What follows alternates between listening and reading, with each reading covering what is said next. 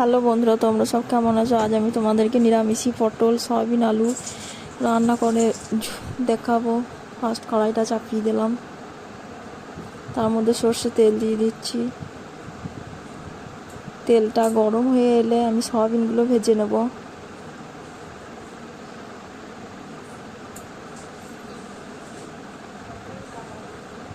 তেলটা আমার গরম হয়ে গেছে, তেলের মধ্যে একটু হলুদ দিয়ে দিলাম। এবার সয়াবিনগুলো দিয়ে দেবো ওর মধ্যে।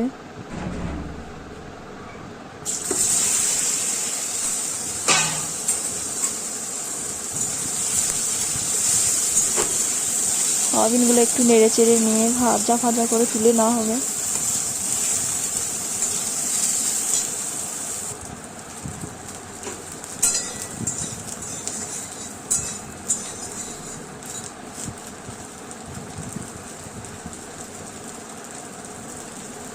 সয়াবিনটা আমার ভাজা হয়ে গেছে, আর একটু নেড়ে চেড়ে নেবো, দিয়ে আবার নামিয়ে নেওয়া হবে।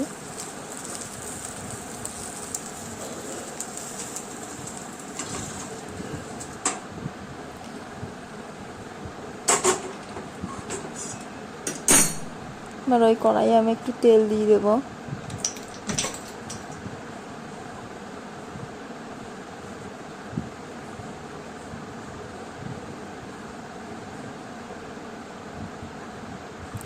তেলটা গরম হয়ে গেলে ফোড়নে তেজপাতা গোটা জিরে ফোড়নে দিয়ে দেবো।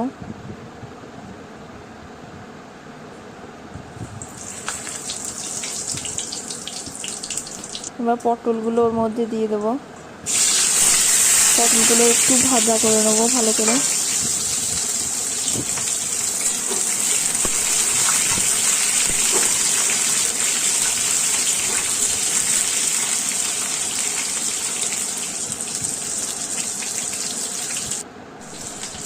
পটলগুলো আমার ভাজা হয়ে গেছে। ওর উপরে এবার আমি আলু গাজর দিয়ে দেবো। আলু গাজর দেওয়ার পর একসঙ্গে এগুলো ভেজে নেবো ভালো করে।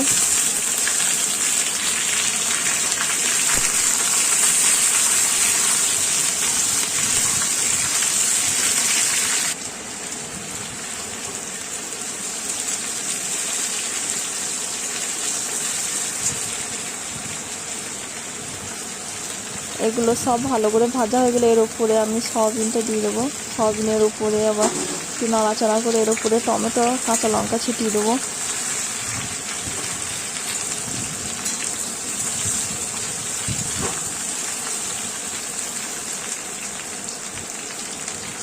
টমেটো কাঁচা লঙ্কা এর উপরে ছিটিয়ে দেবো। বা নেড়ে চেড়ে ভালো করে কষিয়ে নেবো এগুলো।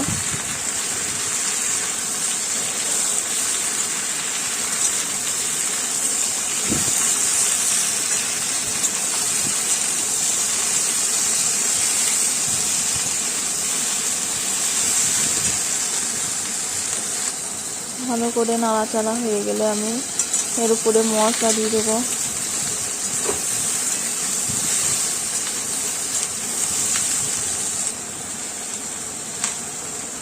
মশলাটা দিয়ে দিচ্ছি, এখানে আদা গ্রেট করা আছে, আর জিরে ধনে গুঁড়ো হলুদ গুঁড়ো স্বাদ মতো নুন পরিমাণ মতো একটু চিনি দেওয়া আছে। আগে থেকে আমার আদাটা গ্রেট করা ছিল।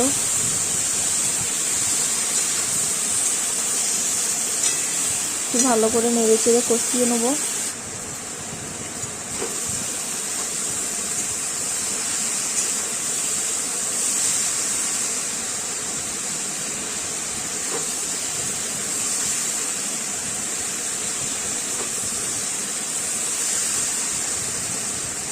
ভালো করে আমার কষানো হয়ে গেছে। এর মধ্যে আমি এবার জল অ্যাড করে দেবো।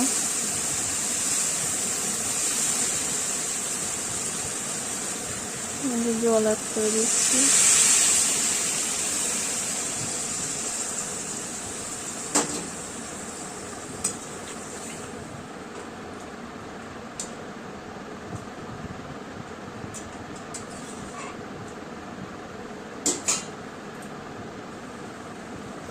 দেখতেই পাচ্ছ বন্ধুরা, আমার ঝোলটা বেশ ফুটে গেছে।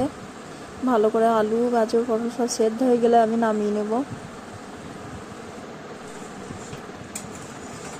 তরকারিটা আমার হয়ে গেছে, আলুগুলো খুব সুন্দর সেদ্ধ হয়ে গেছে।